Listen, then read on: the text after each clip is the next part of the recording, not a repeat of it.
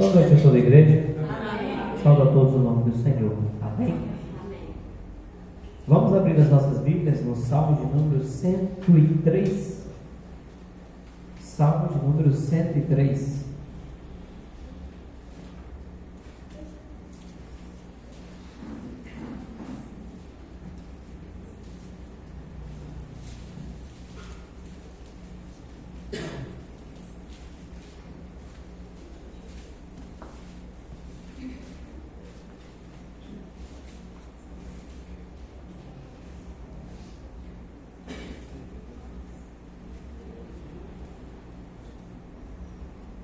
Todos encontraram?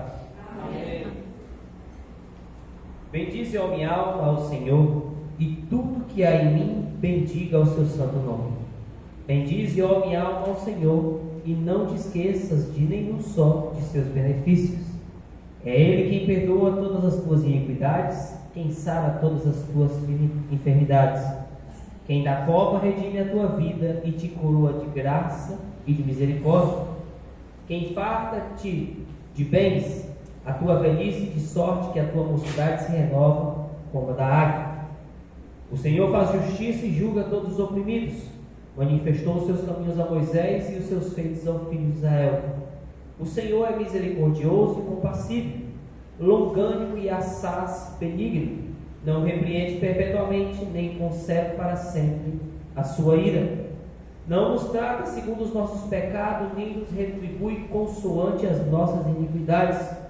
Pois quanto o céu alteia acima da terra, assim é grande a sua misericórdia para com que os temem. Quanto dista o oriente do ocidente, assim afasta de nós as nossas transgressões. Como o pai se compadece dos seus filhos, assim o Senhor se compadece com que os temem. Amém? Vamos orar. Magnífico Deus e soberano Pai Celestial, agradecemos a Ti pela vida neste dia, por esta noite que Tu nos concede, ó Deus. A Tua palavra diz que Tu és longânimo, Senhor Deus, e nós somos testemunhas dessa longanimidade. A Tua palavra diz que Tu és rico em graça e misericórdia, e nós somos testemunha, Pai, que as riquezas da graça e da misericórdia habitam contigo. Por isso Tu nos deste a vida neste dia, Tu nos proporcionaste vir à Tua casa nesta noite. E assim queremos, Pai, que Tu possa nos abençoar através da Tua palavra nesta noite. Eu oro pedindo o Teu auxílio, Pai, a Tua ajuda, a Tua inspiração para falar ao Teu povo, ó Deus. Que Tu possa abrir ao entendimento de todos nós nesta noite. Que possamos, Senhor Deus, aprofundarmos um pouco mais acerca das Tuas Escrituras. Assim nós oramos, ó Pai, no nome do Senhor Jesus Cristo. Amém. Podemos aceitar, irmãos?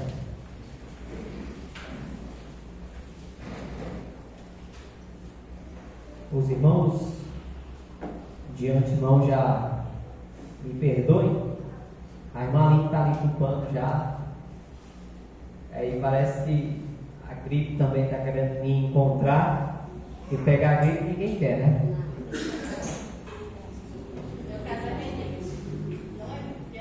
Amém. Mas nesta noite eu queria falar aos irmãos sobre a questão de princípios e trazendo uma definição para os irmãos.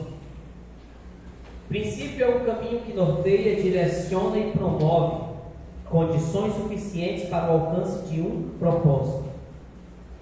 E há princípios de vida, existenciais, profissionais. E na vida do crente, antes de qualquer atividade ser desempenhada, o cristão exerce, na sua qualidade de filho de Deus, princípios, o que diferencia os filhos de Deus. Porque isso será a sua fonte de sustentação, a sua referência de vida, que no caso é a palavra de Deus.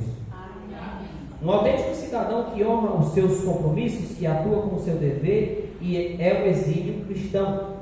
Ele não corrompe o patrimônio alheio, paga seus impostos em dias, evita desperdício de fontes sustentáveis e efetiva seus direitos com cautela e obedece às autoridades que regem a sua vida.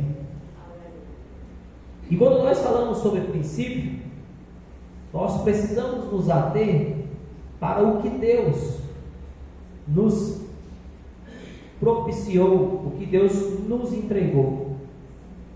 E eu começo dizendo, a palavra regozijai sempre significa estar sempre alegre.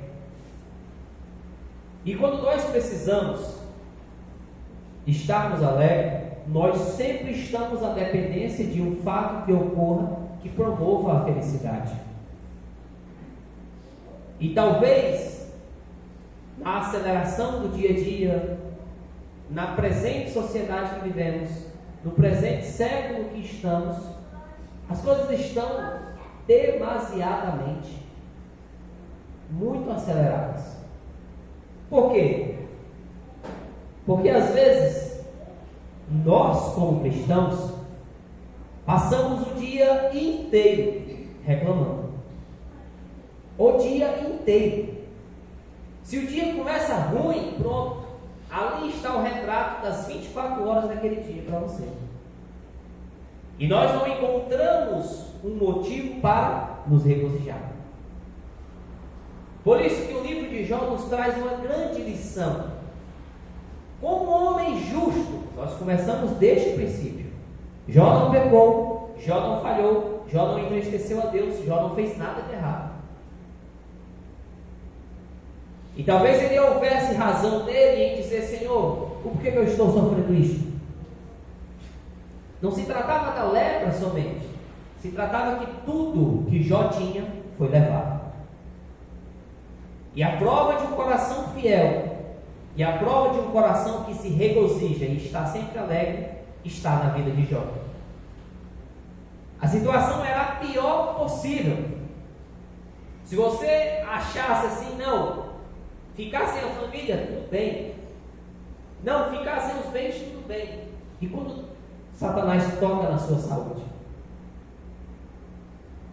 Porque os bens, quando se trata de saúde, os bens não são nada. Eles se transformam em nada.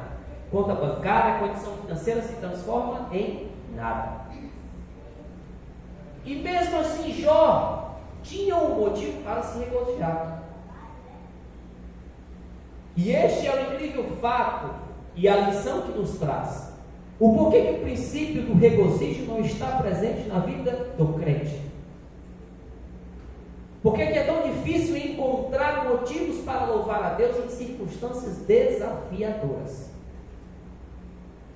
O porquê que o nosso olhar sempre está atento para reclamar das nossas mazelas e não agradecer por as coisas que estão ao nosso redor? E aí existe um certo ditado, um certo dizer que as pessoas falam: e se você, durante o seu dia, se Deus deixasse você somente com aquilo que você o agradeceu quando acordou, o que você terminaria no final do dia? Porque às vezes o dia começa errado, aí a moto fura o pneu, chega a ser atrasado no emprego, o leite derrama em cima do fogão, pronto. Aquele é o princípio das dores de quem ferve o leite. E aí o leite é assim, você olha para ele, ele está quieto. Você virou as costas. Aí você...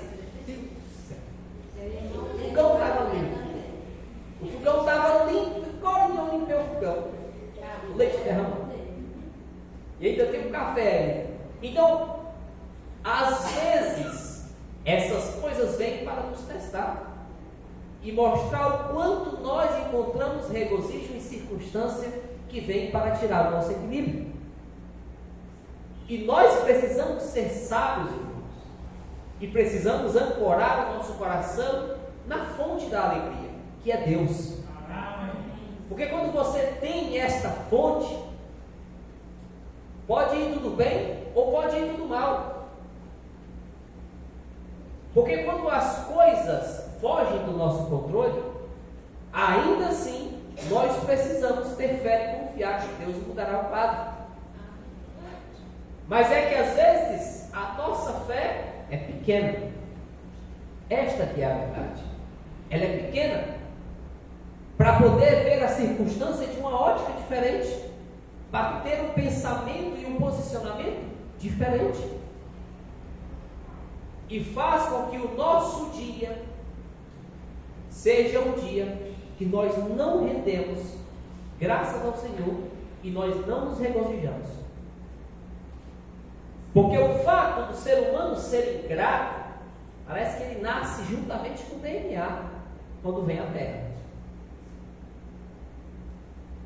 E aí nós nos apegamos e às vezes nos percebemos reclamando de tudo, absolutamente tudo. E às vezes enxergue você na sua história, existiria alguém que desejaria estar no seu lugar. Porque a condição das pessoas é isso. Elas nunca se dão conta que são agraciadas e que são abençoadas.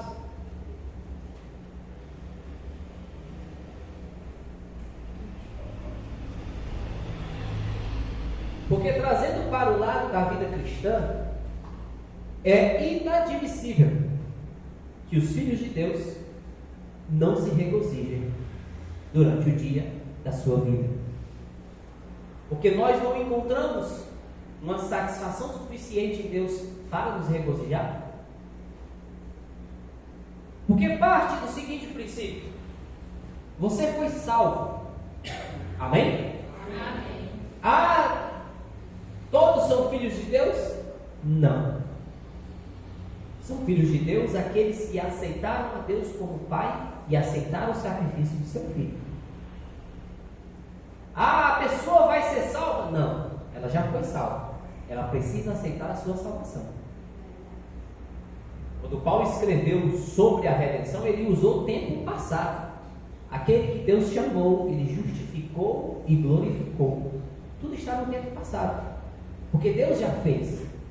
O propósito da propagação do Evangelho é alcançar as pessoas para aceitar algo que já está feito. Aqui está a cruz, com o perdão dos seus pecados. E isso constitui você herdeiro dos céus. Consequentemente, você, para ser herdeiro, é filho. Filho de quem? Filho de Deus. Aí você está qualificado e na condição de filho de Deus.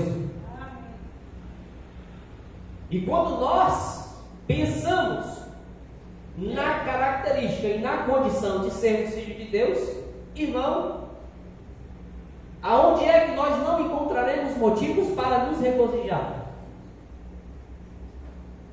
É porque as pessoas, elas possuem o espírito afrontoso, aquela panca, aquela pose para dizer: eu sou filho de fulano de tal.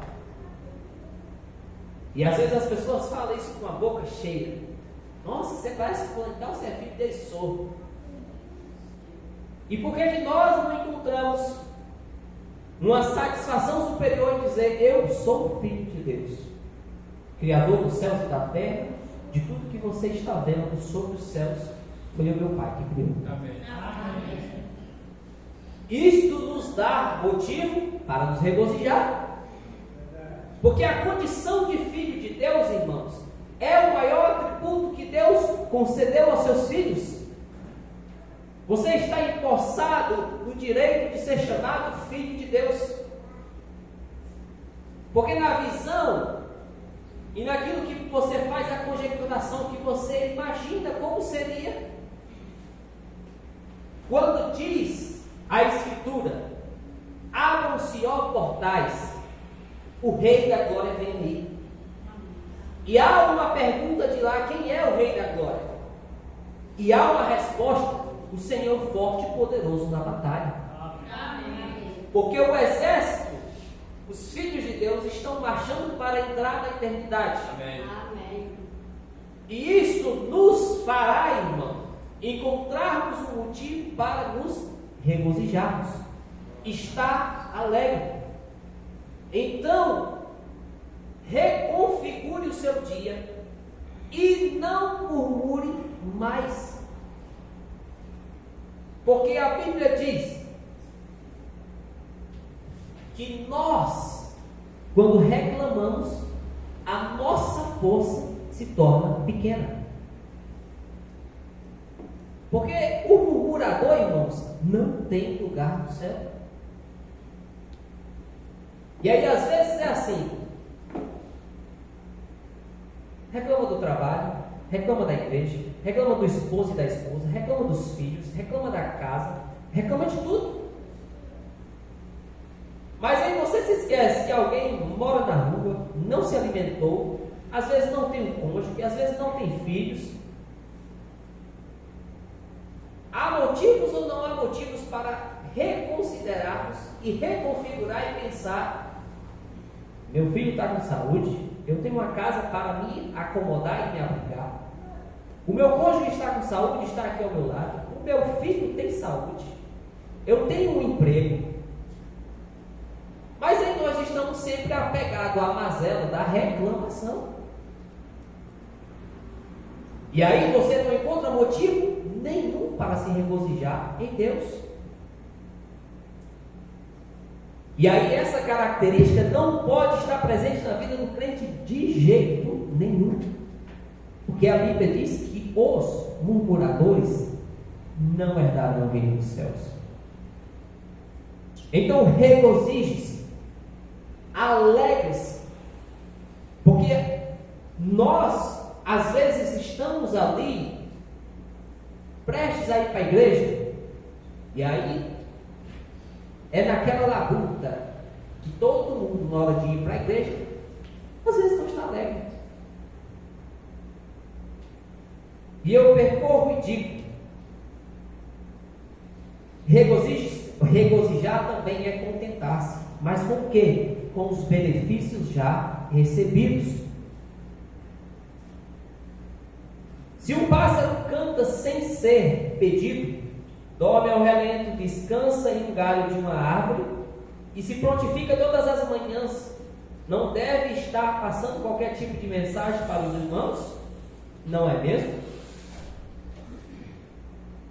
Esses são os pássaros, uma parte da glória de Deus, da sua criação. E todo mundo se encanta quando vê o passarinho cantando.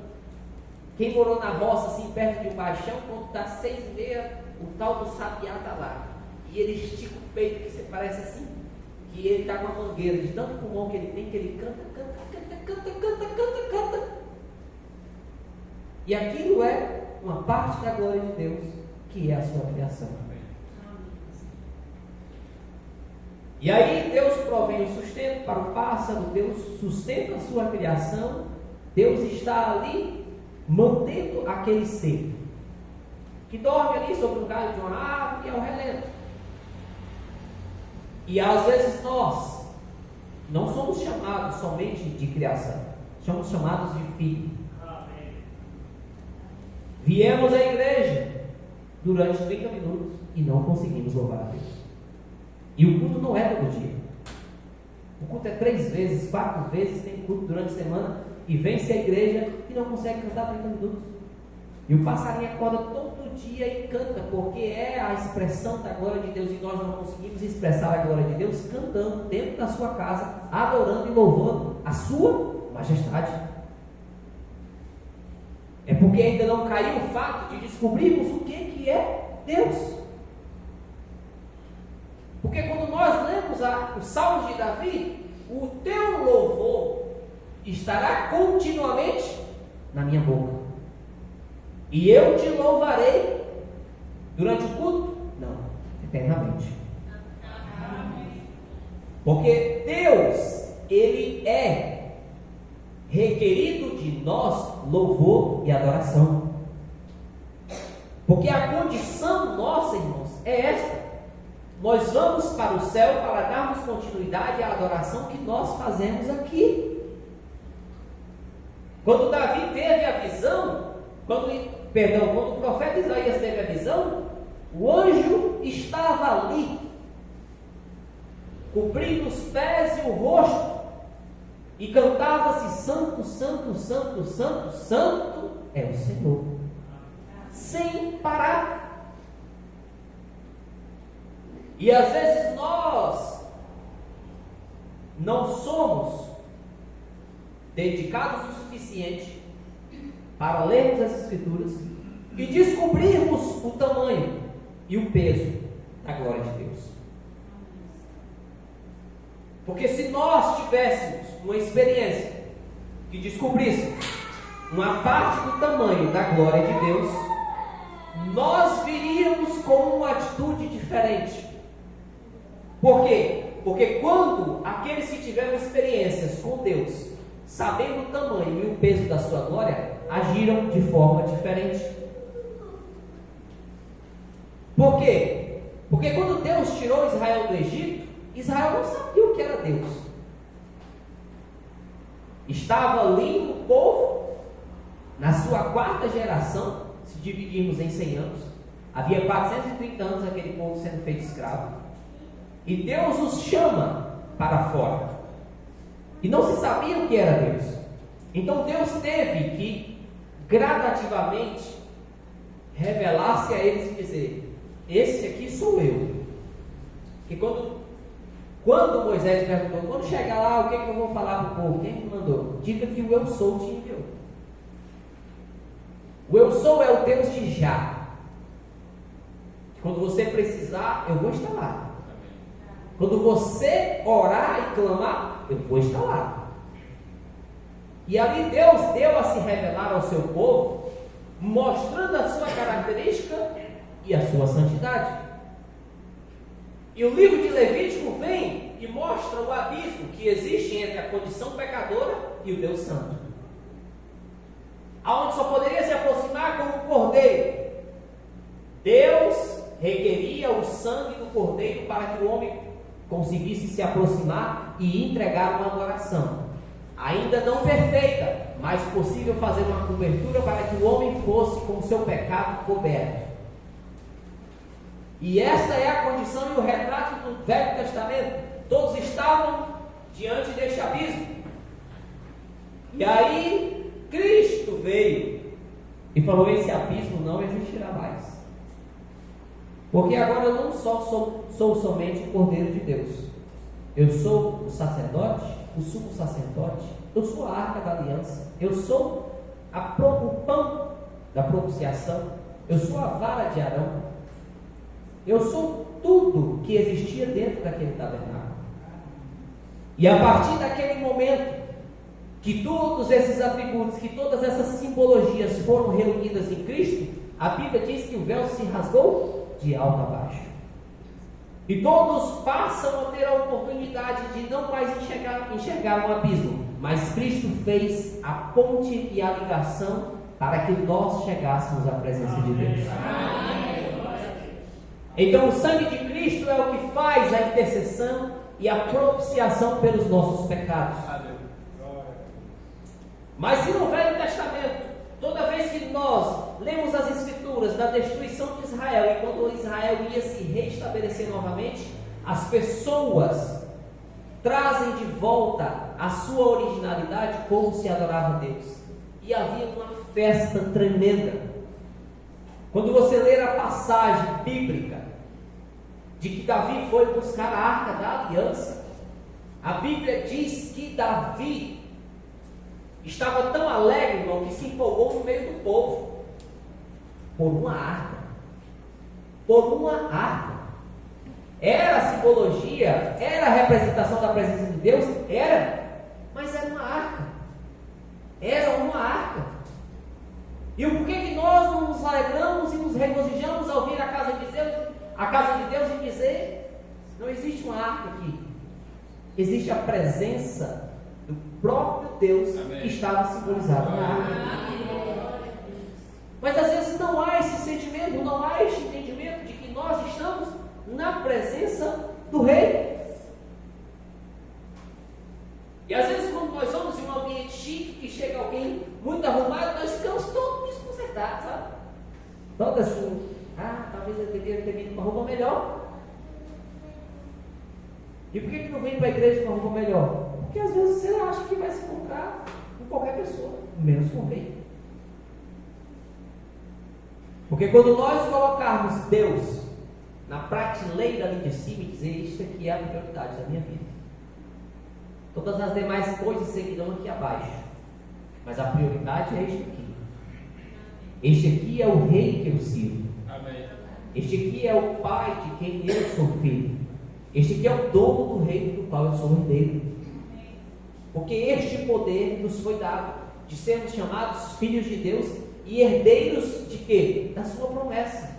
E qual foi a promessa que ele nos fez? 1 João 5,20: vida eterna. Amém. Esqueça tudo. Nada se compara com a vida eterna. Como eu ministrei aqui no culto passado, quando nós vamos num lugar onde nós convivemos, ou dentro de uma casa que nós estivemos quando criança, o filme da nossa vida passa diante dos nossos olhos e nos damos conta o quanto que nós somos produtos que o tempo vai modificando. E o sacrifício de Cristo foi vir e falar: não, meu filho, você não é produto do tempo. Deixa eu te mostrar algo aqui. Existe uma eternidade além desta vida. É isso que desperta no ser humano o interesse, a vontade de viver eternamente. É por isso que no velório todo mundo olha para aquele corpo e pensa: não devia morrer, não merecia morrer, estava tão jovem. Porque a vida eterna clama na vida das pessoas. De alguma forma, ninguém quer morrer. E a solução, o antídoto para a morte é o quê? Cristo, que é a vida eterna. Amém? Amém? Amém. Então isso, irmão, é descobrir motivos para se regozijar. Amém? Amém. Orai sem cessar. Um recurso nunca escasso que nos liga diretamente a nosso Deus, a oração. Imagine se nós inseríssemos a oração em cada atividade decisiva das nossas vidas. E aí a oração é uma pedra no sapato do crente. Porque a forma como você se comunica com o seu Criador é através da oração. E às vezes, irmãos, nós oramos, e o quadro não muda. E às vezes nós não interrompemos e pensamos: o que tem faltado para que Deus lhe conceda esse pedido? E aí o profeta vem e diz: eu sei disto, que algum de nós temos mais fé do que outros, e aqueles que têm fé em abundância devem orar por aqueles. Mas se você não vive o tipo correto de vida, é melhor você se afastar disso.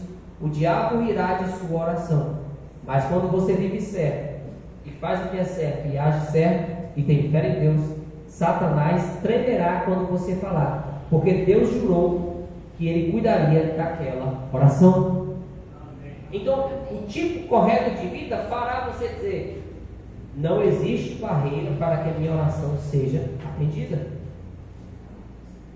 Então, nós precisamos depositar as nossas orações com o nosso coração inteiro e lembrando: não existe barreira na minha oração. E nós precisamos entender que quando a Escritura diz orai sem cessar, é porque nós classificamos que a oração é assim: eu vou sair de casa, dobrei os joelhos, orei, vou sair. O orar sem cessar, irmãos, a Bíblia diz: andai em espírito e não cumprireis as concupiscências da carne. E você não anda em espírito se você não estiver orando. Porque quando surge uma situação desafiadora, deixa você estar na carne, que é a carne é aquela. Eu tenho razão. Eu estou certo aqui, ó. Quando aparece qualquer rompimento, qualquer atrito na relação, no casamento, não, eu tenho a razão. Eu vou falar e você vai ouvir. Mas se você estiver orando, se você estiver no Espírito, você vai saber gerir os conflitos da sua vida. Gente, eu acordei cedo, fui lá no meu irmão de moto, e aí eu vinha devagar, irmão, mas bem devagar. Sabe que o cachorro saiu do nada assim, e não foi que eu bati no cachorro e caí, o cachorro bateu na moto assim que eu caí. E na hora você ferve, porque aí você viu o dono do cachorro e o cachorro lá. E aí a pergunta que você ia fazer, por que esse cachorro não está preso e está na rua? Se eu tivesse uma criança, se eu tivesse uma pessoa na garupa. Mas sabe o que eu fiz? Na hora assim, irmão, fervi que levantei a moto e fui para casa. E aí cheguei em casa e falei, tem dia que não é o dia. Isso aqui é a vida. Você vai arrumar uma rixa, porque você está na razão. Mas o que aquilo ia mudar na minha vida? Nada. Nada. Eu resolvi nem gastar a palavra. E fui para casa, minha esposa está aqui de prova. Eu falei assim, não, tem hora que se você não estiver assim, muito assim, concentrado em controlar os seus impulsos, você fala besteira, você faz besteira. Isso é, irmão, saber gerenciar e controlar e dominar a nossa vida e as nossas atitudes. Ah, mas eu tenho um espírito explosivo. Pois olhe para que o espírito do Cordeiro venha sobre você. Amém. E aí você vai ver a natureza sua mudar. Como o pastor César disse, é porque as pessoas não querem a presença de Jesus na sua vida. Porque se Jesus estiver lá, irmão, pronto. Porque o mesmo Deus que disse assim, no dia que te chamarem para caminhar uma amiga, caminhe duas, e no dia que bater numa face vira outra, talvez fosse o mesmo Deus que estivesse na minha mente, na minha consciência, dizendo, não compensa. Não compensa você discutir o porquê que o cachorro estava na rua, porque não estava, você já caiu, já se ralou. A moto não quebrou, vai para casa. Ah, eu estou na razão. Não compensa você gastar a sua razão com coisas poucas. É nessa hora que nós entendemos que o andar em espírito exige de nós que estejamos orando sem cessar. É nessas horas, irmão, que você se depara com as tentações de uma mulher seminua na rua e você vira o rosto. É nessas horas que você mostra do que você é feito e do que você tem dentro de si. É nessas horas que quando vem uma discussão, um desentendimento no casamento, você mostra que espírito controla a sua vida. Porque vai ter dias e dias, e se você não tiver o espírito controlando a sua vida, as coisas vão sair do trilho. E aí no fim da história todo mundo pergunta, por que aconteceu isso? Mas é porque não aprendemos a dominar as coisas que estão sob as nossas mãos. E aí uma coisa que acaba com a vida do homem é dizer, eu tenho razão. Quando eu tenho razão, senta aí e escuta o que eu vou falar. E isso acaba com a vida do camarada, porque ele acha que sempre quando tem razão, ele precisa falar. Então a presença da oração em nossas vidas sem cessar nos fará viver uma vida mais santificada. Orando sem cessar, você anda em espírito e não cumpre as concupiscências da carne. Porque aí quando as situações acontecem, as circunstâncias vêm, você prova do que você é feito. Amém? Amém. Em tudo dai graça, porque esta é a vontade de Deus em Cristo Jesus para convosco. Poucas são as características de um verdadeiro cristão com uma vida de gratidão. Como nós lemos no Salmo 103. Bendize, ó minha alma, ao Senhor. Tudo que há em mim, bendiga ao seu santo nome. Não é só não só bendiga a minha alma. Tudo que há em mim, bendiga ao seu santo nome. Porque a condição de bendizer a Deus não é só vir ao culto, irmãos. Bendizer a Deus também fora desta casa. Bendizer a Deus através das nossas atitudes, no lar, no trabalho, nos estudos. Isso forma as características de quem está realmente bendizendo ao Senhor. Amém? Amém.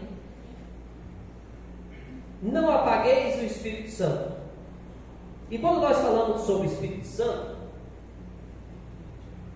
as pessoas costumam enxergar o Espírito Santo de uma forma errada. E você nunca terá o Espírito Santo se você não saber o que ele é. Voltemos para a Escritura. Eu irei, mas voltarei para vós, e estarei convosco até a consumação dos séculos. Quem voltaria? Jesus. Então o Espírito Santo é a presença de Jesus em nós. É aí que o Espírito Santo passa a fazer com que os lares sejam abençoados, com que o desejo de vir ao culto aconteça, não de uma forma acidental, mas de uma forma intencional, em que o seu Espírito está dizendo: eu não vejo a hora de ir ao culto louvar ao meu Deus. Este é o desejo do Espírito, porque ele deseja coisas espirituais. Então, se as pessoas não sabem o que é o Espírito Santo e o que ele faz em suas vidas, como elas receberão o Espírito Santo? O Espírito Santo é o selo, é o guia. O Espírito Santo é o filtro da vida do homem. Por quê? Tudo me é lícito, mas nem tudo me convém. Se você não houver um Espírito que filtrará aquilo que é benéfico ou não para a sua vida, não me diga que você tem o Espírito Santo. Porque o Espírito Santo nos tirará e nos desviará, não do mal, da aparência do mal. É que às vezes o crente ele quer ir até onde ele vai ver o mal, mas ele se esquece que a Escritura diz que é a aparência. Não espera ver assim, não, aquilo parece ser mal. Não, a Bíblia diz a aparência.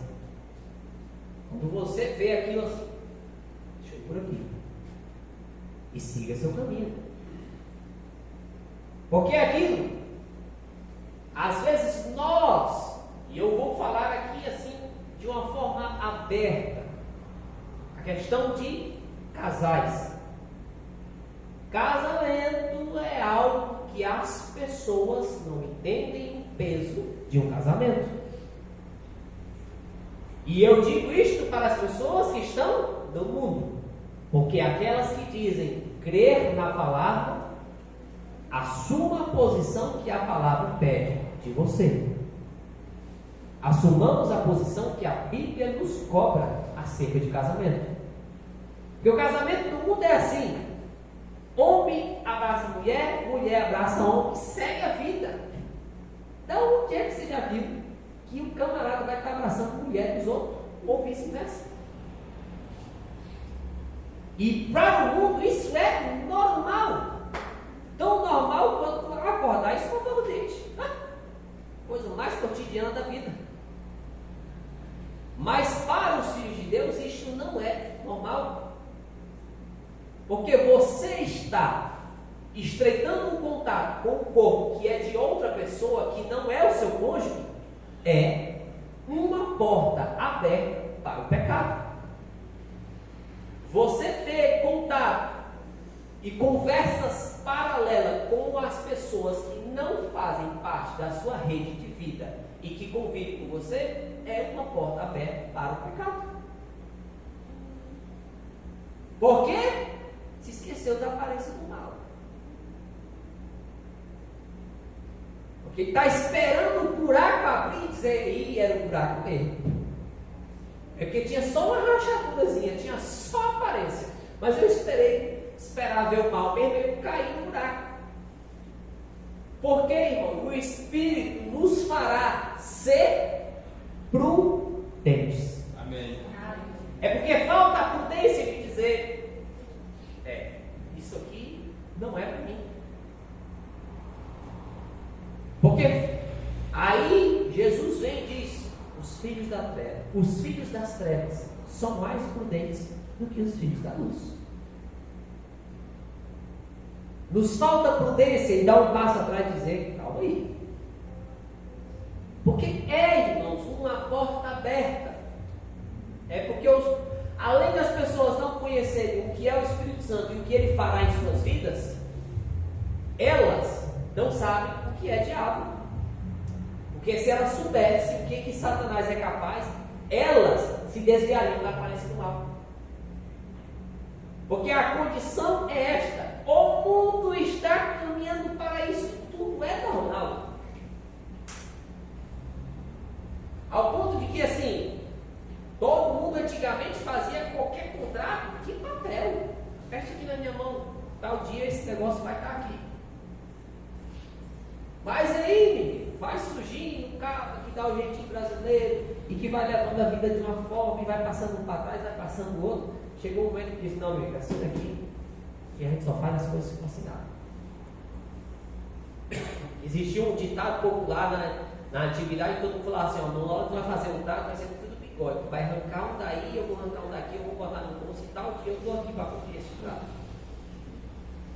Mas aí a sociedade percorreu o caminho que nós chegamos até hoje. E aí as mulheres andam seminuas, o povo acha que é normal, o adultério se tornou a coisa mais natural, até porque as pessoas trouxeram o adultério para dentro da TV e as pessoas se assentaram para ver e aplaudir e dizer: tá vendo? É desse jeito que tem que ser. E as pessoas pegaram aquele comportamento e aquele espírito e fez o quê? Replicou. É por isso que as pessoas não têm casamentos consolidados e sustentáveis. Por quê? Por causa dos comportamentos da sociedade, que acabam influenciando no comportamento de todas as pessoas. Mas o comportamento dos filhos de Deus é diferente. Porque nós fazemos parte, irmãos, de um reino santo. E o adultério não tem lugar no reino dos céus. E se você não fechar a porta e dizer: aqui não. Eu falo isso, irmão, por experiência. Porque você no ambiente de trabalho, as coisas modernizou, aí todo mundo tem o hábito de se abraça e pra cá. Não, eu bonzinho, bonzinho, bonzinho, bonzinho. Falo com todo mundo gosta de mim, não precisa estar abraçando ninguém. Mas esse é um comportamento que precisa ser internalizado. Não abraçar alguém não é tratar mal, dê bom dia. Ó, pronto. Isso é comportamento de filho de Deus. Porque isto, irmãos, passa a ser replicado. E todo mundo olha diferente e diz: isso aqui é diferente. Porque como nós seremos a chamada sal da terra e luz do mundo se nós somos igual ao mundo? Aonde é que achará a diferenciação dos filhos de Deus? Se não for no comportamento. Porque aí ninguém agora vai dizer o que é filho de Deus, porque todo mundo diz que é filho de Deus. Todo mundo. E os comportamentos? Como é que eles pautam a vida das pessoas que se dizem filhos de Deus? Então precisa-se estar bem nítido e claro: eu sou filho de Deus. O meu comportamento é esse. Porque quem tem filho, eu vou dizer para você, quem teve filho e criou e cresceu, dê graças a Deus. Porque você vai penar para criar o seu filho dentro de uma sociedade que nós estamos vivendo. Porque todo mundo, irmão, é isso que eu falo. Satanás, quando foi tirar e desnudar a mulher, não começou lá do pequeno. Negativo. A saia era lá embaixo, aí de repente ela veio subindo, aí mostrava um pouco do joelho, depois foi, até chegar como está. E o comportamento da sociedade hoje é este. Eles tentam naturalizar o homossexualismo. Eles tentam trazer uma visão de que a masculinidade, ela é tóxica. É tóxica. Vai ali carregar um saco de cimento durante o dia, você vai ver o quanto é tóxico. Vai lá você ser bombeiro e segurar uma mangueira de alta pressão, você vai me dizer se a masculinidade é tóxica. Porque o homem em si carrega as suas características masculinas, mas o mundo está em busca de desconstruir o perfil masculino. E aí é onde eu digo, os pais que têm filhos orem bastante para que isto não influencie o comportamento de seus filhos. Eu estou dizendo aqui, alertando por quê? Porque Satanás não começou lá, botando a mulher de biquíni, não, foi aos pouquinhos. E as coisas vai trazendo com naturalidade, de repente tem um desenhozinho ali, trazendo uma criança que já é um pouco mais afeminada, e depois aquele espírito estará sobre o seu filho. Acha que não? É porque você não sabe o que é diabo. Ou você acha que espírito é que está sobre a pessoa que sai de casa, deixa o seu cônjuge e vai adulterar no motel? Que espírito é que está sobre eles que não for do adultério? E que espírito é que leva as pessoas a acharem que elas não pertencem às características que ela nasceu? Homem é homem, mulher é mulher. E vai se tornar algo ofensivo dizer a verdade para as pessoas. Porque esses são os passos largos que caminham a sociedade. Mas eu quero dizer, irmãos, Deus ainda tem os seus. Amém. Amém? Deus ainda tem os seus que preservam os bons princípios, os bons costumes, os bons comportamentos, porque isso é o que rege os filhos de Deus. Amém. Não há margem, não há brecha para este tipo de comportamento nas Escrituras. E se nós estamos falando de princípios nesta noite, que vem da Escritura, irmãos, se apegue ao que está na Escritura. Amém. O que aconteceu de errado na vida de alguém está ali sobre aviso para dizer, não faça igual. Ah, não, mas Davi adulterou porque estava lá na varanda sem fazer nada e viu a mulher dos outros e desejou. Talvez estivesse fazendo qualquer outra coisa fora da varanda do palácio, não tinha visto. E aí, irmãos, olha para você ver, quando eu volto a repetir, começa errado, termina errado. A aparência do mal estava ali, a mulher de Urias tomando banho. E Davi a desejou. E aí o mal não foi ele pegar a mulher do outro. O mal foi que ele pegou a mulher do outro, ainda pegou Urias e colocou na frente de batalha para correr. Estava bom? E aí, irmãos, nós nos deparamos que isso ficou lá sobre a vez de dizer, filho, fugir da aparência do mal. Eu já irei finalizar. Não desprezeis as profecias, um canal de comunicação entre Deus e os homens. As profecias, elas estão ali para nos sobreavisar. É que as pessoas olham para a Bíblia e elas leem a Bíblia igual mensagem de bom dia que alguém manda no grupo, sabe? Olha, que seu dia seja repleto de alegria e que ele seja um dia de vitória e que hoje você vista amarelo, que seu dia vai ser bom. Você já for um mau humor e que sua vida hoje vai ser uma vitória. É assim que as pessoas leem a Bíblia. Mas quando você lê a Bíblia, diz assim, e nos dias da vinda do Filho do Homem será semelhante aos dias de Sodoma e Gomorra. Ué, que Sodoma e Gomorra? Como era Sodoma e Gomorra? Como foi que a cidade agiu quando os dois anjos foram ali retirar Ló e sua família? O homossexualismo estava lá. Será semelhante aos dias de Noé. Nos dias de Noé a terra estava infestada de violência e maldade, e o coração dos homens pensava mal continuamente. E este não é ou não é o retrato do que nós vivemos. Então a profecia, ela não está ali para você ler igual mensagem de bom dia, não. Porque é isso. Nós sempre estamos falando do que aconteceu e do que vai acontecer. Amém. E nunca falamos do que está acontecendo, do que está ocorrendo naquele momento. Porque acaba que a profecia ela vai criando como um quebra-cabeça a formação do quadro na nossa frente. E aí você vê o compasso que a sociedade vai e o mundo caminhando simplesmente para piora. Não melhora nada. Mas sabe o que é nada? E aí este é o contexto que nós estamos inseridos. E nós ficamos, olha, quando Cristo vier, será semelhante aos dias de Noé. Você deu lá os dias de Noé? Não, irmão, os dias de Noé estão aqui à nossa frente. Estão aqui à nossa frente. Deixe sua moto estrancada para você ver, num lugar escuro. vá você andar em um bairro que é perigoso. Ah, mas tem polícia, mas não tem segurança. Porque o crime e a violência está aí sem controle. Porque se tivesse controle, irmão, não precisava a polícia estar na rua. Mas não consegue controlar porque a terra está infestada de maldade e violência. Então, as profecias não devem ser desprezadas. Precisamos fixar os nossos olhos, ampliar a nossa visão. É por isso que Deus enviou uma mensagem profética para nos alertar. Amém. Para que a voz pudesse nos avisar e dizer: ei, põe-te de pé. Cristo está vindo aí, sai dessa igreja. Venha para onde?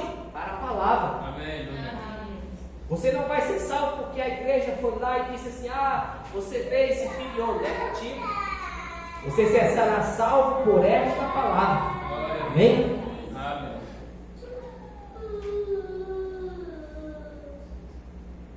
Mas onde tudo aprova, retendo o que é bom. Se há uma atitude que Deus nos prometeu, é necessário para que usemos, ou seja, um filtro em nossa maneira de observar, de ser e responder no meio que estamos inseridos. Precisamos reter o bem, precisamos julgar as coisas que estão diante de nós. E é aí onde vem, irmãos, precisamos pedir sabedoria. Sabedoria é diferente de conhecimento. Eu conheço que isso aqui é feito de tal material. Mas ser sábio é diferente de ter conhecimento. Ser sábio é uma pessoa que não sabe ler, e aí você se depara com a pessoa e a pessoa rica, e você fala: ué, não estudou, não fez nada, como é que é rico? Às vezes uma pessoa tem uma sabedoria para desenvolver e empreender os seus negócios e formar o que tem. E conhecimento é: você vai para a escola e ali você vai conhecer, você vai aprender. Você vai desenvolver aquele conhecimento. Mas a sabedoria, irmão, isso vem de Deus. Amém. Porque existem as pessoas que alavancaram. Se você pegar os maiores empresários de todo mundo, você vai ver. Que faculdade você fez? Terminei o ensino médio e fui empreender. Às vezes a pessoa tem um dom, a pessoa tem um talento, a pessoa tem a sabedoria para empreender. Você pegar as pessoas ricas, elas são às vezes assim. Fez que faculdade? Nenhuma. Porque sabedoria é diferente de conhecimento. Então precisamos de sabedoria para poder reter o que é bom, para poder reter o bem, para que saibamos fazer julgos sobre as coisas que estão diante de nós. Porque, irmãos, a sabedoria, ela nos faz resolver conflitos, tomar decisões, para que depois a gente não vá lá e dizer: ah, se eu soubesse. Se eu soubesse, não tinha feito mesmo, não. Isso que se chama, no dia que eu caí no rolo do estelionato lá e perdi o dinheiro, faltou o quê, você acha? Fugir da aparência do mal. Essa oferta está muito irrecusável. Onde é que você já viu? Mas aí vai. Quando chegou lá, falou: era isso mesmo. Então, quando a pessoa, porque é isso que dá. E aí quando todo mundo se deparou, falou: não, tu tão estudado, caiu nisso aí. Caiu. Mas às vezes vai ver alguém que não sabe nem ler e vai falar: essa história está estranha. Negativo, isso não vai para frente não. Pode esfriar isso aí, pode jogar água nessa brasa aí, não vai para frente não. Mas aí, quem não tem sabedoria, pena, sofre. Porque é isso, as pessoas plantam errado, que elas querem colher certo. E aí, se você toma uma decisão, não sabendo sabiamente reter o bem, se desviar da aparência do mal, o que você acha que você vai colher? Vai colher o mal. Então precisamos saber semear, precisamos reter o que é bom, precisamos desviar da aparência do mal, precisamos crer nas profecias e precisamos, acima de tudo, nos regozijarmos. Amém. E nessa noite você sai com este entendimento. Eu fui lá na igreja da noite e o irmão Jacques disse: menino, foge, saia da aparência do mal. Aprende a reter o bem, peça a Deus sabedoria. Leia a Bíblia e encontre ali um prazer em saber aquilo que Deus deixou escrito para você. E diga: Senhor, eu preciso ser um homem sábio, porque quando vier a sabedoria, você vai saber gerir e dominar a sua vida. Orai sem cessar. O irmão Jacques falou que não é para orar só de manhã e à noite, não. Você tem que sair de casa debaixo da oração e dizendo: Senhor, me acompanhe. Esteja dentro da minha mente, dentro do meu entendimento, e tudo que eu for fazer, que o Senhor seja a minha mão, os meus braços, as minhas pernas, e me dê entendimento sobre tudo aquilo que está à minha frente. Amém. Isso fará você orar sem cessar, e quando você orar sem cessar, você vai estar andando em espírito. E aí você vai deixar de cumprir as concupiscências da carne, porque aí quando você chegar em casa, que alguma coisa sair do seu controle, você dizer: não, eu estou orando desde a hora que eu saí de casa. Amém. Não vai ser isso aqui que vai tirar a atmosfera e vai derrubar o meu dia e vai fazer as coisas inclinarem para baixo, não. Então você precisa estar com este entendimento nesta noite, de que nós precisamos, irmãos, ser um povo forte. Amém. E nós só seremos fortes se Deus nos capacitar e nos fazer forte. Amém. E aí nós falamos, e aí diz a Escritura: a alegria do Senhor é a nossa força. Amém. Se você não se regozija, se você não está feliz em servir a Deus, se você não se sente bem em vir à igreja, se você não canta, se você acha que é um peso servir a Deus, Deus não está alegre com você. É por isso que nós, às vezes, nos encontramos fracos. Porque se nós estamos alegres, Deus está alegre, a alegria do Senhor é a nossa força. Amém? Vamos ficar de pé e orar.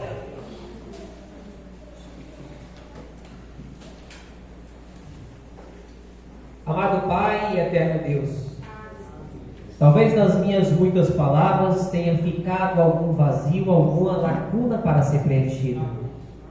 Eu quero orar ao Senhor, Pai, que possa dar o completo entendimento ao teu povo sobre o que foi falado aqui nesta noite. Que estes princípios possam nortear as suas vidas. Que isto possa dirigir os passos de teus filhos, Senhor Deus, para que as pegadas de teus filhos não vacilem. Que tu possa nos preencher com a sabedoria do céu. E tu possa nos acrescentar-nos a fé, Pai, para que nós possamos orar com certeza de que o Senhor resolverá a nossa súplica. Eu peço ao Senhor que abençoe, Senhor Deus, o trajeto do pastor João Batista ao encontro de redenção. Que o Senhor possa conduzi-lo, Pai, em paz e em segurança, livrando de todo mal, de perigo e de acidentes. Que tu abençoe o teu povo no restante dessa semana, Senhor Deus. Seja com cada um, com cada lar, Senhor Deus, com cada família aqui representada. Que tu nos leve abençoados e protegidos para os nossos lares. No nome do Senhor Jesus Cristo, nós oramos a Ti. Amém. Abençoe um ao outro. Estamos despedidos. Amém.